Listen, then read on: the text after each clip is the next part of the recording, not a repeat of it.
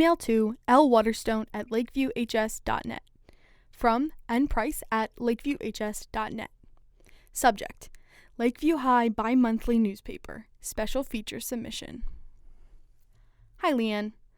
Let me start off by saying, welcome to Lakeview. Transferring to a new school halfway through junior year must be so challenging, but I hope you feel at home here. I'm sure you've heard this already, but I just wanted to confirm it's absolutely true. The fried red lionfish they serve in the cafeteria every Wednesday is incredible. I know what you're thinking. Lionfish Wednesdays? Why not hemlock garnished salads, as is the traditional midweek meal in this region? I thought the same thing at first, but Principal Carthen is really into challenging the norms, which doesn't always bode well for her chances in the upcoming Lakeview County Public School System position elections, but in this case, 10 out of 10. Go for the lionfish. You will not regret it. I also wanted to let you know that there are no hard feelings from me towards you. I totally get it. You're new here, but you were the editor-in-chief at your last school's newspaper, so Mrs. Malone thought it made sense that even though I started the Lakeview High bi-monthly newspaper, you should take up that same position here. That makes complete sense, and I am not upset at all. That said, I just had this little feature piece lying around that I think would be perfect for the upcoming issue. Now, no pressure to include it, but, and I hate to bring this up, you did sort of take this position out from under my feet, and I kind of put a lot of time into this article before I realized I was going to be replaced in the role I created by a surprise new student in the middle of the year. No pressure to run the story, though. I'm genuinely so happy you're here at Lakeview, Leanne. I love that the first new student this town has seen in decades just happens to be a journalist like myself. I think it's just really neat how that worked out. Haha. Anyways, Leanne, I won't waste any more of your time. I'm sure you're pretty busy in orientation, trying to memorize where all of the trapdoors and tripwires are when entering the building, and, of course, trying to gauge which mathematic cheating hexes are not okay, and which ones are not technically okay. We've all been there, Leanne. I've included my feature article below, so just give it a look when you have the chance. I'm pretty used to the Lakeview High bi-monthly newspaper publishing schedule since I created it several years ago and have been adhering to it in the most professional and consistent manner ever since then, so if you're finding yourself coming up against an incredibly stringent deadline, which you are, and you feel like you need a killer story really quickly, which you do, feel free to print what I've got here. I don't want to put you on edge during this very stressful transitional period in your life, but the school has kind of come to expect a lot from the Lakeview High bi-monthly newspaper, and you do not want to let them down. Okay, I think that's everything from me, Leanne. I'm looking forward to working with you. Or under you, I guess. Because you stole my position at the newspaper I created. Yeah, looking forward to it, Leanne. All the best, Naomi Price. Article title: Lakeview lacrosse team, fraternizing with, if not our enemies, then outsiders at least, and that's just as bad, right?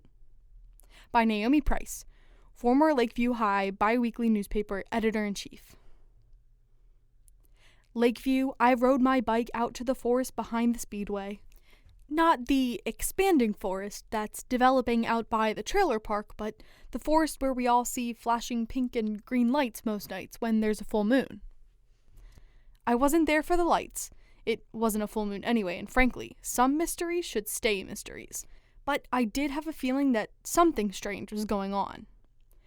Maybe it wasn't a great idea, but I was following the lacrosse team. I know, the lacrosse team is very dangerous, and it's best not to get involved with whatever strange, middle-of-the-night forest activities the high school sports teams get up to. Trust me, I grew up learning the same cautionary tales about demon-possessed amateur sports equipment as you did. I took all the necessary precautions when following the lacrosse girls and boys, dumping a teaspoon of purple sea salt into both of my socks and spraying each of my fingers with an entire canister of rosewater aerosol spray before I left. Lakeview High, I am not an idiot. For several weeks now, I have suspected that our well-founded, healthy, and responsible fear of team high school sports has left the athletes of our town somewhat unchecked. Since we all know that watching any kind of sports match can, and usually does, lead to an outbreak of a number of incurable plagues, I have theorized that most high school sports teams use our tendency to look the other way to get up to some very shady business. As you may be aware, it is my dream to pursue the sciences once I leave our humble high school.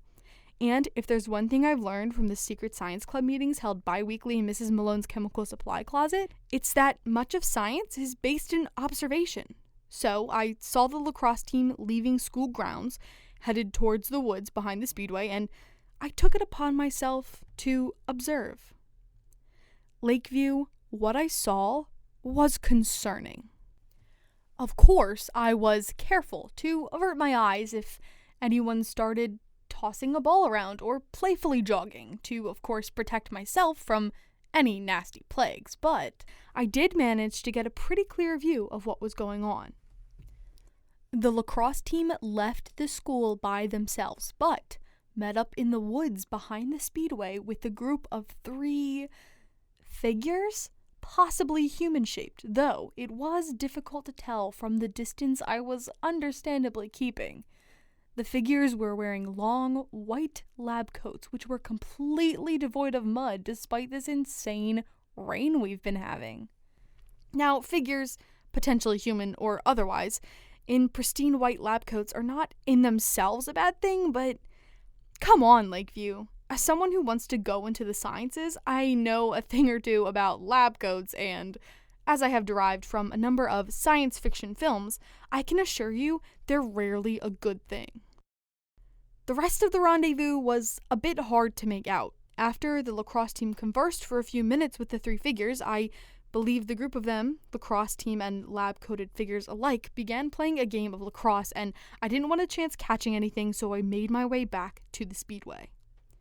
Sitting at the rickety, sagging speedway picnic table over a styrofoam cup of cherry syrup, the slushy machine, as usual, was broken, I contemplated what this all could mean.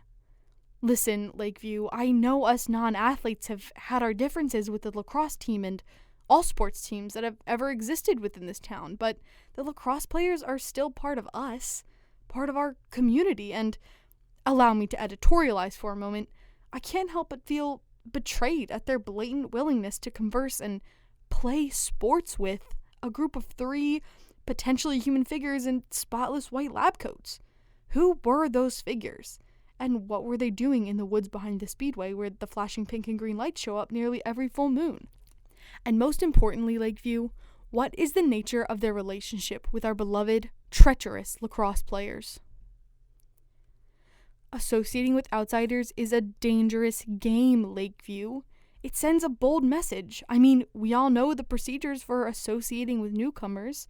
If an outsider proves themselves to be heinous, the town will have no choice but to declare those Lakeview citizens who first fraternized with them to be declared heinous as well.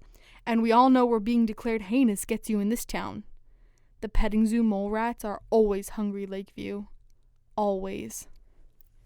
Students and staff of Lakeview High, I challenge you to develop your own thoughts, feelings, and experimental poetry pieces on the case of the lacrosse team and their lab coat donning figures. I'm not sure where I personally stand on the issue at the moment, other than cautiously curious. I will do my best to report more on this issue whenever possible. Yes, tailing the lacrosse team is dangerous work, but for the safety of the school and the whole town, really, I feel it is my duty as a journalist and future scientific community member to observe and bring you the latest information on the happenings of Lakeview High.